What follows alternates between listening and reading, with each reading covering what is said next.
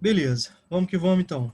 Vamos dar prosseguimento à correção dos exercícios de urbanização brasileiro. Nós fizemos até o 5, então vamos iniciar aqui no 6, questão da Unesp. Todo mundo está vendo minha tela? Dá uma ajuda aí, dá uma ajuda para a Titi aí. Estão conseguindo ver? Uhum. Obrigado, Ana Clara. Vamos lá, o processo de desmetropolização observado no Brasil desde o final dos anos 70. Quando a gente fala de desmetropolização, tem um outro conceito também importante, né? É um conceito de involução metropolitana. Um dos grandes nomes, né, que trabalhou bastante esse processo, que nos, né, trouxe importantes contribuições, o professor Milton Santos. Professor Milton Santos, saudoso, né, professor Milton Santos. Então é muito comum em textos, né, quando a gente fala sobre o processo de desmetropolização no Brasil, os textos, né, que são utilizados para ilustrar a questão, no caso aqui a gente não tem um texto na questão do Unesp, do professor Milton Santos, né? O que a gente vai entender? Isso tem a ver com as próprias transformações, né, estruturais do sistema capitalista. A partir dos anos 70, o que a gente pode perceber? Que é um processo de desaceleração do crescimento das grandes metrópoles, né? Aquilo que caracterizou as décadas anteriores em termos, né, de grande atração por parte das metrópoles, em termos de população, né, devido ao êxodo rural intenso, né, um grande crescimento do aparato urbano, então um acúmulo muito grande de cidades. A gente pode, nos últimos tempos, a gente percebeu que as grandes metrópoles passaram por um processo de crescimento menos acelerado, né? E isso se tornou mais intenso a partir dos anos 90, né? A partir dos anos 90, o processo de desmetropolização ganha corpo. E são justamente as cidades médias que mais se destacam, são, né, as cidades médias que mais se destacam nesse processo, tá? Quando a gente fala sobre isso, a gente leva em consideração uma migração chamada de êxodo urbano, tá? E quando a gente fala sobre o êxodo urbano, a gente precisa levar em consideração fatores atrativos e fatores repulsivos, né? Então, os fatores repulsivos das grandes metrópoles passaram a ganhar um patamar muito significativo, né? E os fatores atrativos das cidades de médio porte cresceram bastante. Então, quando a gente fala sobre os fatores repulsivos das grandes metrópoles, a gente precisa levar em consideração o custo de vida, né? As dificuldades de conseguir empregos, há uma relação direta com o processo de interiorização das indústrias, né? A gente pode perceber que o setor terciário é mais dinâmico e, né, a parte do setor terciário que paga melhor, né, a parte do setor terciário que de melhor qualificação, ela é muito restrita. Então, há esse inchaço, né, do setor terciário, né, a chamada hipertrofia do setor terciário, certo? Então, o custo de vida, alimentação, transporte, né? O caos no trânsito, a violência, né?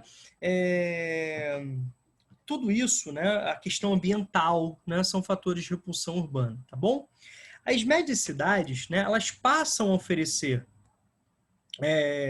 uma crescente infraestrutura, né? Aumentando o volume de serviços e de aparatos, né, tecnológicos, tornam-se os principais destinos de alguns investimentos produtivos, certo? Então, gerando empregos, despertando, né, novos olhos de investidores e, ao mesmo tempo, elas apresentam, né, fatores repulsivos em patamares bem inferiores às grandes metrópoles, certo? Então, a gente tem vários, né, fatores a serem analisados para a gente entender essa dinâmica histórica, tá bom? O que vocês marcaram de gabarito aqui na 6, meus amores? C. C? C? Sim. Show de bola. Vamos lá.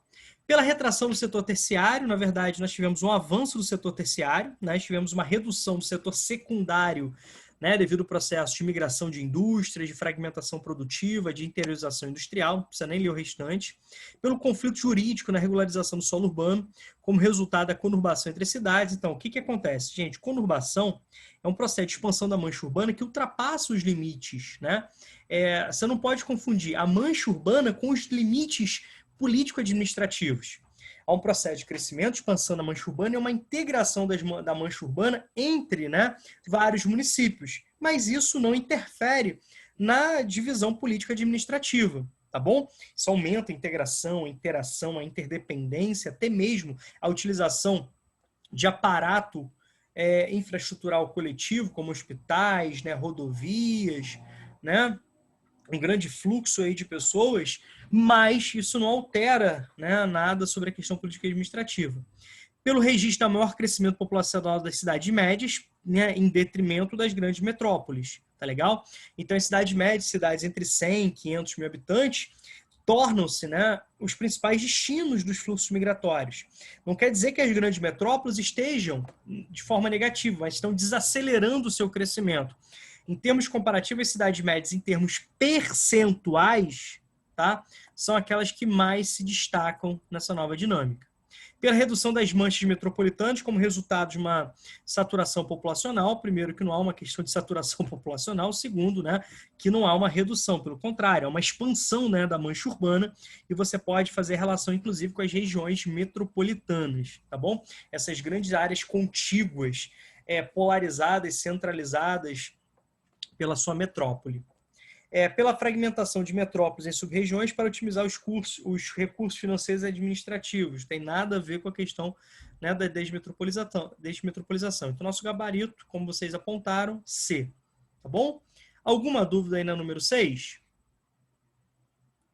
Posso prosseguir? Tudo tranquilo? Alguém quer perguntar alguma coisa? Quer falar alguma coisa? Então, vamos entender que estão tudo bem. Vamos lá para a questão de número 7. Ao se avaliarem as características, né, da urbanização brasileira, lembre sempre, quando fala de características da urbanização brasileira, você lembra que o Brasil é um país subdesenvolvido, né, se insere dentro daquele grupo, embora os processos sejam extremamente peculiares, né, mas algumas características são próximas, como, por exemplo, um processo de urbanização acelerado e caótico, tá? Muita intensificação por parte do êxodo rural, pela modernização do campo, pela atração na cidade, um processo de baixo planejamento que traz muitas problemáticas socioeconômicas e socioambientais. Então, são características básicas, né, que você precisa levar em consideração. Ao se avaliar as características da urbanização brasileira em seu período mais recente, né, então, um dos aspectos mais recentes é justamente o que foi tratado na questão anterior. Por exemplo, tá? É importante considerar os efeitos do processo de internacionalização da economia. Uma das tendências desse processo é reforçar a localização da atividade nas cidades, da região mais desenvolvida do país, onde está localizada a maior parcela da base produtiva, que se moderniza mais rapidamente e onde estão as melhores condições locacionais. Então, quando a gente fala sobre fatores locacionais para as indústrias, obviamente que esses fatores locacionais, eles vêm acompanhando, né, as transformações ao longo do tempo. Então, por exemplo, no início do processo industrial, cujo pioneirismo lá se deu pela Inglaterra, era imprescindível que as fábricas se localizassem próximas a áreas onde você tem fornecimento de mão de obra, onde você tem fornecimento de mercado, onde você tem a presença de mercado consumidor em potencial, né, onde você tem oferta, né, de energia, onde você tem redes de comunicação mais envolvidas, onde você tem os principais, né, financiadores. Agora a gente pode perceber que nós temos uma fábrica global, ou seja, um processo de descentralização produtiva, um processo de fragmentação dessa produção. Então, através da evolução dos meios de comunicação, dos meios de transporte, que vai permitir uma conexão, né, uma velocidade absurda, né, o barateamento do preço dos fretes pela questão do transporte, a política neoliberal, né, com a abertura econômica, com a atração de investimentos, a gente pode perceber o poder das transnacionais, né? A gente pode perceber essa caracterização. Uma outra situação que a gente puxar agora mais para a questão, né, obviamente, está falando sobre a questão do Brasil, dentro desse quadramento do Brasil também como, né, uma urbanização periférica, o que a gente vai perceber? Uma das características do subdesenvolvimento é a forte desigualdade regional. E a gente pode perceber aqui, ó, quando a gente fala do Brasil, a gente pensa no centro-sul do território brasileiro, dentro daquela classificação do Pedro Pinchas Geiger, né? Do professor Pedro Pinchas, que divide o Brasil em 3 grandes complexos macro-regionais do ponto de vista geoeconômico. Amazônia, Nordeste e Centro-Sul do Brasil. Se a gente pensar nas regiões políticas administrativamente, né, aquela regionalização que o IBGE faz, Norte, Nordeste, Centro-Oeste, Sul e Sudeste, a gente vai perceber uma grande concentração desse aparato tecnológico no Sudeste e no Sul do Brasil. Tá legal? Então a gente pode perceber a grande, né, desigualdade infraestrutural territorial do Brasil. Tá bom? Então, beleza. Ó. A tendência mostrada no texto, o que vocês marcaram de gabarito aí, da Fundação Getúlio Vargas? C. C também? Uhum. Beleza. Dinamiza as redes urbanas em escala nacional. Então, quando a gente fala de redes urbanas, a gente fala sobre rede cidade. A gente pensa na grande comunicação, na grande integração, na grande interdependência, né? O Brasil, até o seu processo urbano industrial, era caracterizado, né, por ilhas econômicas. Há um processo de integração regional, embora, né, cuja prioridade se deu essa integração através de rodoviarismo, os problemas são sentidos até hoje. Obviamente que a rede urbana dos países subdesenvolvidos não é uma rede completa, uma rede ampla, né? É uma rede que apresenta várias limitações, tá legal? Mas, né, o Brasil também está inserido nessa rede econômica mundial. O texto não fala sobre isso, tá? Da origem e formação de inúmeras metrópoles no interior do país, o que a gente vai perceber? Que a metrópole, que está no topo da hierarquia urbana, o IBGE aponta 12 metrópoles brasileiras, né? São Paulo, a grande metrópole nacional, Rio de Janeiro e Brasília, metrópoles, né, nacionais, e na sequência nós temos 8 metrópoles, né? Manaus e pegando, né, numa relação aí, pegando, não tem hierarquia, né? Ou seja, pegando do norte para o sul do Brasil, Manaus e Belém, né? Aí pegamos Nordeste ali, Fortaleza, Recife, Salvador, pegando no Centro-Oeste, Goiânia, pegando no Sudeste, né? Belo Horizonte e as duas do sul do Brasil, Curitiba e Rio Grande do Sul, tá legal? O que a gente pode perceber? Que nós não temos a formação de inúmeras metrópoles no interior do país, né? A formação de metrópoles também acompanha todo um processo, né, infraestrutural histórico no Brasil. Tá bom? Reforça as desigualdades espaciais, com grande destaque aí para a concentração de aparato, né, infraestrutural tecnológico, mão de obra qualificada, investidores, né, e oferta de serviços públicos, de infraestrutura urbana, de serviços, inclusive, para o sul, para o sudeste e sul do Brasil, para o centro-sul do Brasil. Tudo bem? Minimiza a história e consideração de riqueza nos espaços reduzidos, minimiza nada, pelo menos grita, né, destaca aí. Destaca o papel das metrópoles no contexto da globalização. Então, não está destacando isso também no texto, tá? Então, no texto você não consegue perceber isso, tá? Então, nosso gabarito C. Alguma dúvida? Algum questionamento? Alguma necessidade de aprofundamento? Algum comentário? Alguém quer falar alguma coisa? Tudo tranquilo? Então, vamos firmes. Vamos lá. A crise do modelo de desenvolvimento brasileiro, perverso e excludente, foi marcada especialmente pela concentração de renda, uma das marcas, né, do subdesenvolvimento. Quando a gente fala de subdesenvolvimento, meus amores, a gente pensa em dois aspectos, né? Ou um conceito, né, que tenta chamar atenção para características comuns a um grupo de países dentro, né, da evolução do sistema capitalista, dentro da própria formação da divisão internacional do trabalho. Externamente, são países dependentes financeira e tecnologicamente.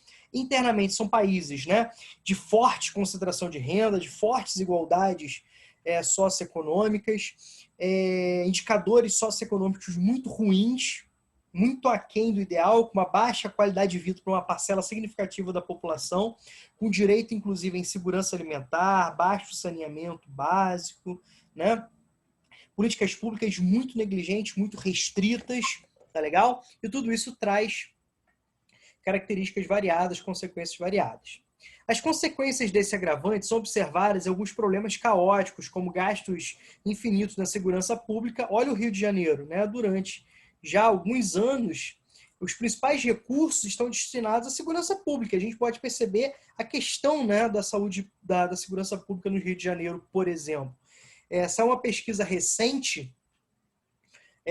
Semana passada, se eu não me engano, está sendo anunciada, foi anunciada recentemente, né, pelos jornais, que mais de 50% da população, se tivesse escolha, sairia do Rio, não moraria no Rio.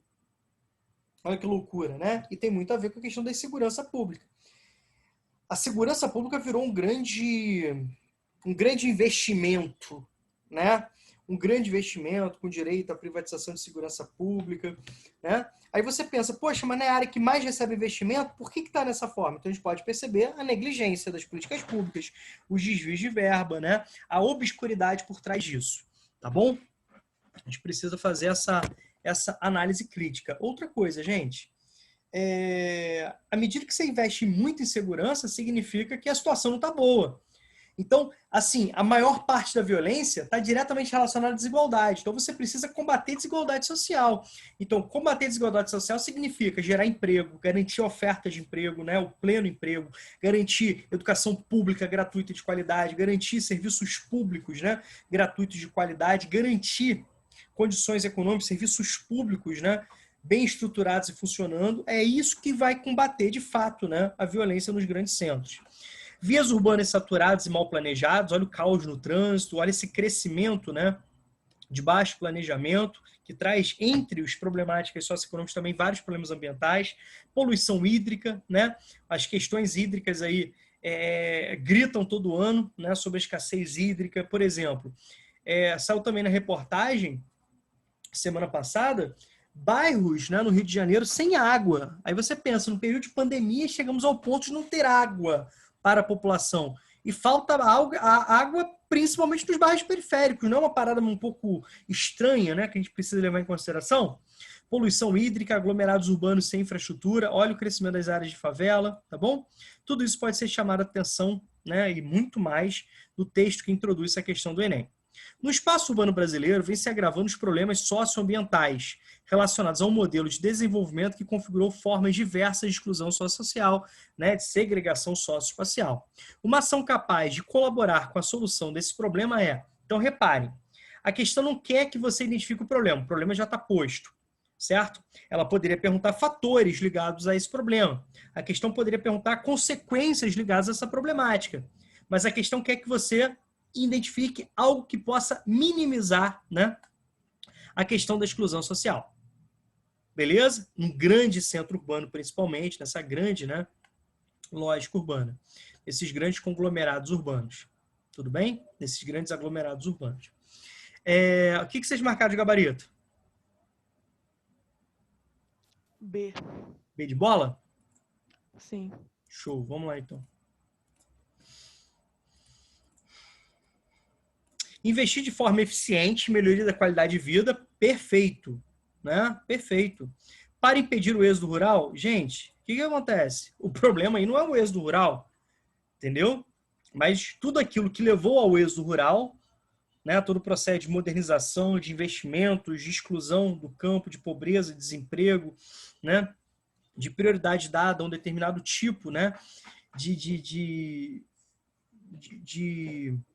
feição empresarial que foi dado no campo, certo? Fora isso, o direcionamento público. Tranquilo? Um baixo planejamento das cidades. Então, olha o preconceito, olha a falácia aqui por trás disso, né? Então, a culpa é o seguinte, quer dizer, se ninguém mais for, né, sair do campo para a cidade, o problema está resolvido, a qualidade de vida vai bombar. Não é isso, né? Integrar necessidades econômicas e sociais na formulação de estratégias de planejamento das cidades, tá? Garantindo condições de vida. Vê se isso aqui não está muito condizente, puxar esse espacinho para cá, com esse conceito aqui, ó. Lembra do macetezinho? Lembra do macetezinho? Tá aqui, ó. De que eu tô falando, gente? Quem lembra aí? Que conceito é esse que eu tô querendo chamar a atenção? Quando você tem integração de interesses econômicos, sociais e ambientais. Que conceito é esse? Hein? É o conceito da sustentabilidade, que consiste em você integrar interesses econômicos, sociais e ambientais de forma a garantir para gerações futuras condições de sobrevivência, né? Então, você tem um modelo de desenvolvimento econômico extremamente excludente, baseado nos fortes interesses econômicos, né? Na mercantilização do solo, no processo de disputa pelo solo urbano, com baixo interesse e fiscalização e políticas sociais, né, de cunho governamental, onde você tem negligências sociais e ambientais, consequentemente você tem problemáticas sociais e ambientais. Então é preciso você criar um equilíbrio, tudo bem? Integrar interesses econômicos, sociais e ambientais. Beleza. Mas não é um planejamento fruto de um processo de gentrificação extremamente nocivo.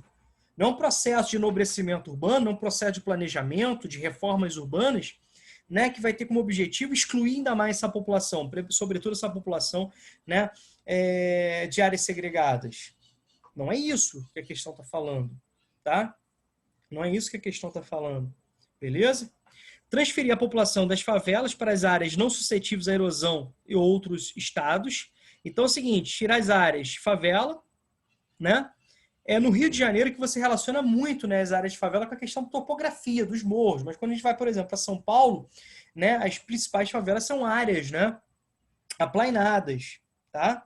Como a gente pode perceber, aqui a gente faz muita relação entre, né, o espaço físico, as características físico-naturais e as favelas, né? São áreas que no início desse processo de ocupação de disputa do solo urbano eram áreas de menor valorização, de menor despopulação, onde a população pôde se ocupar para sobreviver, né? Mesmo que isso fosse através de condições precárias, colocando inclusive a vida em risco pelos deslizamentos, tá? Segundo, cara, transferir a população de um local para o outro, isso não vai garantir de nada, né? Isso não vai garantir emprego, isso não vai garantir saúde, isso não vai garantir alimentação, isso não vai garantir, né, condições de transporte, cultura, isso não vai garantir cidadania, tá bom?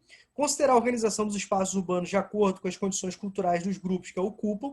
Então, você respeitar, você entender as diversidades culturais. Imagine, por exemplo, o Rio de Janeiro, né? Uma região que contou com a contribuição de populações provenientes de várias regiões, né, do Brasil, que essa população vai trazer consigo a sua herança cultural. Então, o Rio de Janeiro é riquíssimo, né, em aspectos étnico-culturais, tá? Mas a questão não está falando sobre isso, beleza?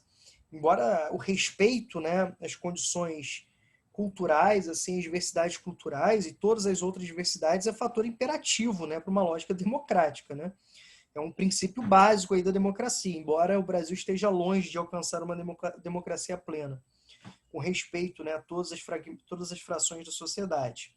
Facilitar o assentamento de populações nas áreas fluviais. Gente, flúvio é rio, né? Não confunda com pluvial, que tem a ver com precipitação, né? Refere-se às precipitações, ou seja, ó, médias pluviais desse mês, as médias de chuva, tá? Quando a gente fala de flúvio, é rio.